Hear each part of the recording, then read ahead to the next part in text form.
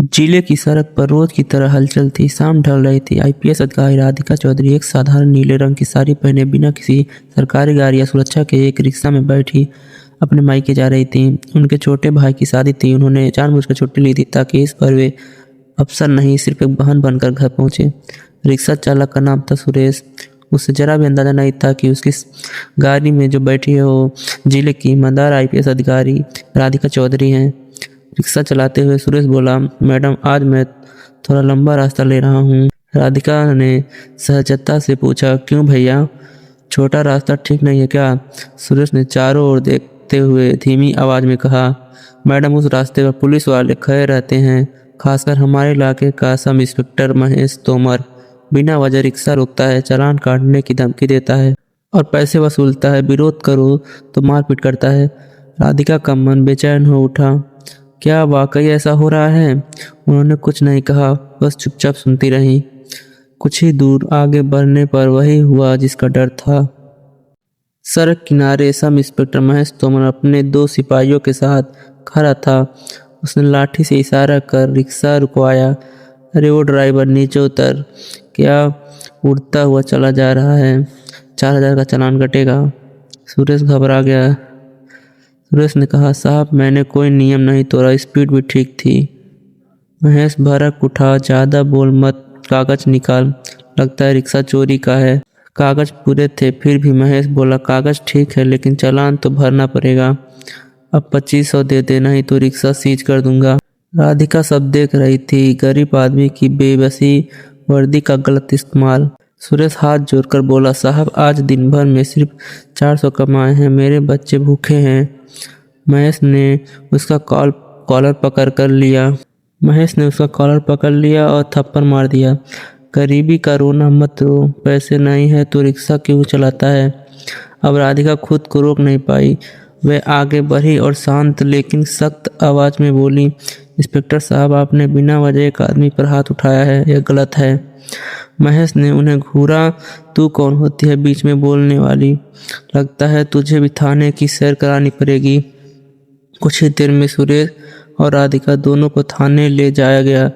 थाने में महेश कुर्सी पर बैठा रिश्वत की फोन कॉल पर बातें कर रहा था। चिंता मत करो, केस मैनेज हो जाएगा, पैसे रेडी रखना।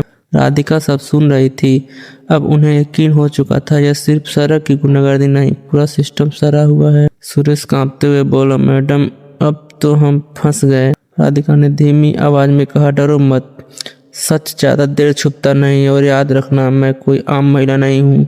जब महेश ने सुरेश से जबरन 2000 ले लिए और फिर राधिका से पैसे मांगे तो उन्होंने साफ कहा, मैं 1 रुपया नहीं दूंगी क्योंकि मैंने कोई अपराध नहीं किया है। गुस्से में आकर महेश ने आदेश दिया, इस औरत को लॉकअप में डाल दो। रात गहरी होती जा रही थी। तभी थाने के बाहर सायरन की आवाज़ गूंजी। डीएसपी अमित शेखर थाने में दाखिल हुए। उन्होंने सीधा पूछा, लॉकअप में बंद महिला को दिखाओ। जैसे ही लॉकअप खुला अमित चौंक गए। मैडम आप? महेश के पैरों तले जमीन खिसक गई। अमित ने गरजते हुए कहा, क्या तुम्हें पता है ये कौन है? ये जिले की आईपीएस अधिकारी राधिका चौधरी हैं। पूरे थाने में सन्नाटा छा गया। राधिका बाहर आई और शांत स्वर में पूरी घटना बता दी, सड़क से लेकर लॉकअप तक। अगली सुबह जांच टीम, विजिलेंस, डीएम और एसपी सब थाने में थे। सीसीटीवी फुटेज, जब जांच टीम ने जांच किया तब सीसीटीवी फुटेज, कॉल रिकॉर्ड, पीड़ितों के बयान सब सामने आ चुका था। सब इंस्पेक्टर महेश तोमर को हथकड़ी लगाकर गिरफ्तार कर लिया गया।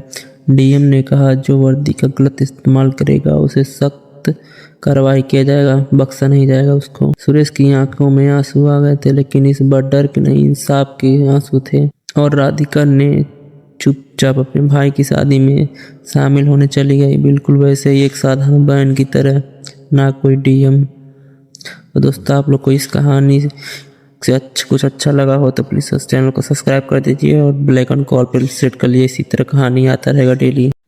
तो दोस्तों इसी तरह की कहानी सुनने के लिए हमारे चैनल पर बने रहें और चैनल को सब्सक्राइब कर दीजिए, वीडियो को लाइक कर दीजिए और छोटा सा प्यारा सा कमेंट कर दीजिए। आप लोग को इसी तरह की कहानियाँ मिलती रहेगा, एंटरटेनमेंट की कहानियाँ, हिंदी कहानियाँ, स्टोरी, हॉरर स्टोरी, सब इस तरह की कहानियाँ इस चैनल पे आती रहेंगी। तो दोस्तों आप लोग इस चैनल को सब्सक्राइब कर लीजिए, बेल आइकन को ऑल पे सेट कर लीजिए। थैंक यू दोस्तों, चलिए मिलते हैं आप लोग का किसी नेक्स्ट वीडियो में। तब तक लिए बाय बाय।